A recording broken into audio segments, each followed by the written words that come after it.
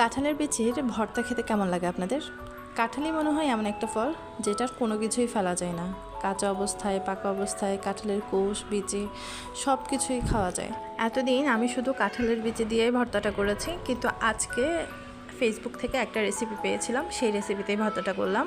আগে ভর্তা বানালে আমি ভর্তা বানানোর জন্য কাঁঠালের বিচিটাকে টেলে নিতাম, কিন্তু আজকে আমি কাঁঠালের বিচিটাকে সেদ্ধ করে নিয়েছি, বাদাম ভেজে নিয়েছি, সাথে কিছু চিংড়ি মাছও ভেজে নিয়েছি, আর ধনেপাতাটাকে আমি হালকা একটু ভেজে নিয়েছি। আপনারা চাইলে কাঁচাও দিতে পারেন। আমি আগে জানতাম না যে কাঁঠালের বিচি সেদ্ধ করেও এভাবে ভর্তা করা যায়।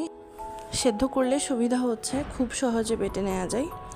আচ্ছা, এবার আমি ভর্তার সবগুলো উপকরণ একটা একটা করে বেটে নেব।